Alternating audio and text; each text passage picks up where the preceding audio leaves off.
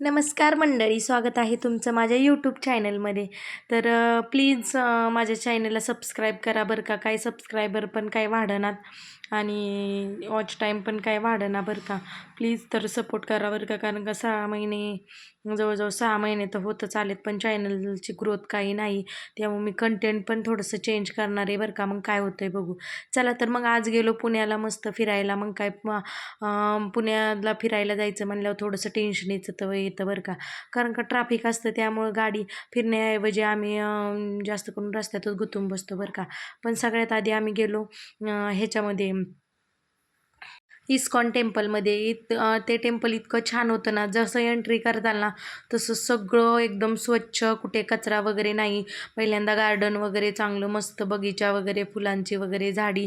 नंतर आपल्याला चप्पल वगैरे ठेवायला पण पिशवीमध्ये चप्पल ठेवून ते कुपन देतात तिथं ठेवून द्यायची. नंतर मंदिरात तर इतकं स्वच्छता आणि इतकं प्रसन्न वाटत होतं ना, खूप छान वाटत होतं बरं का. तर हे श्रीकृष्णाचे मंदिर आहे बरं का. तर इथं सगळे भाविक बघा कसे मनोभावी भक्ती करतात.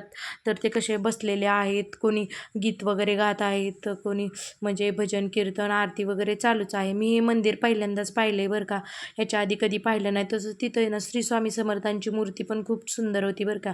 पण फोटो काढण्यास सक्त मनाई होती, त्यामुळे थोडंसं भीतच व्हिडिओ वगैरे काढणं चालू होतं. बाहेर तर पुस्तकांचा बी संग्रह होता बरं का, एकदम छान होता. म्हणजे मस्त मस्त पुस्तकं होती बरं का श्रीकृष्णाचंच. आणि मग बघा ना बाहेरचं गार्डन वगैरे किती छान आहे, गोल राऊंडने सगळी व्यवस्था आहे बरं का. म्हणजे कुठून जायचं कुठून यायचं लिहिलेलं वगैरे, आणि स्वच्छ सगळीकडनं एकदम स्वच्छ निर्मळ. आणि तिथंच त्यांचीच दुकानं पण होती तिथं बरं का. म्हणजे इस्कॉनचेच दुकानं होती अशी, ठराविक दुकाने होती. नंतर त्यांचं कॅन्टीन पण होतं बरं का. मग आम्हाला भूक लागली होती, मग आम्ही त्या कॅन्टीनमध्ये जेवण्यासाठी गेलो होतो. एकदम मस्त घरगुती खाल्ल्यासारखं वाटत होतं बरं का. एकदम छान जेवण होतं बरं का. तर तिथं पण आपण काय करायचं, तर तिथून जायचं आपण आणि जेवण वगैरे. हरे कृष्ण मन. हां, प्रसाद आहे बाळा बाप्पाचा. तर सगळं झाल्यानंतर जेव्हा आपण मंदिराच्या बाहेर येतो तेव्हा तर तिथं प्रसाद दिला जातो बरं का. तो शिऱ्याचा प्रसाद एकदम छान, एकदम सुंदर लागतो. खूप म्हणजे खूप टेस्टी लागतो बरं का. तर कोणाला वन डे ट्रिप करायची असेल तर नक्की आवर्जून या मंदिराला भेट द्या बरं का. एकदम छान आणि मन प्रसन्न होते बरं का. तिथं पार्किंगला वगैरे जास्त जागा नव्हती. मग आम्ही साईडला गाडी पार्किंग केली होती खाली. एका पार्किंग आहे तिथं केली होती. नंतर रिक्षा वगैरे खाली लागल्या होत्या. कारण का ना कसं आहे, पुण्यात फिरायचं म्हणलं ना जास्त करून रिक्षाचाच प्रवास चांगला बरं का. मग परत आम्ही कुठं गाडी लावायची, आम्हाला मेट्रोत जायचं होतं स्वारगेटला. स्वारगेटवरून आम्हाला पिंपरी चिंचवड पर्यंत मेट्रो असते, तिथपर्यंत जायचं होतं.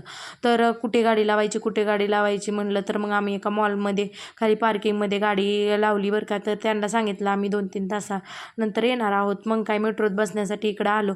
तर हे सगळं पहिल्यांदाच पाहत आहे बरं का आम्ही मेट्रोत बसण्याचा आनंद पण वेगळाच आहे. छान वाटत होतं बरं का. मेट्रो पण एकदम मस्त वाटत ते. बघा कशी आली मेट्रो. ही जमिनीच्या खालनं आहे बरं का सगळं. आणि मग नंतरनं जमिनीच्या खालनं नंतरनं मग हळूहळू वरती मेट्रो निघते बरं का.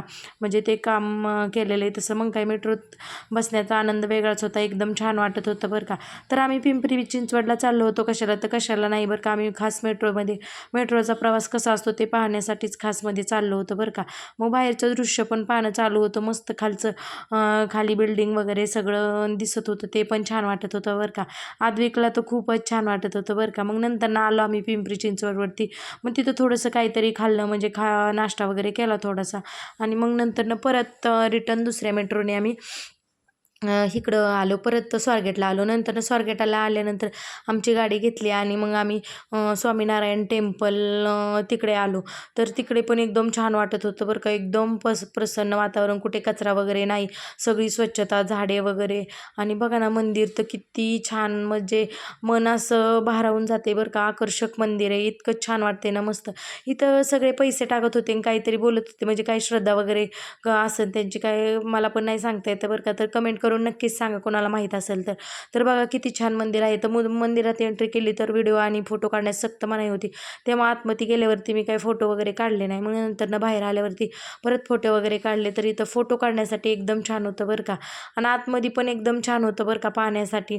तर खरंच कोणाला वन डे ट्रिप करायची असेल पुण्याला तर आवर्जून जा. पण कसं आहे, पुण्याला जायचं म्हणलं की स्वतःची 4 व्हीलर वगैरे काय असेल तर ते थोडं अवघडच होतं बरं का. तसं आपण रिक्षाने किंवा वाहन काही पण रोड रोडच्या गाडीने गेलं तर ते परवडेल बरं का.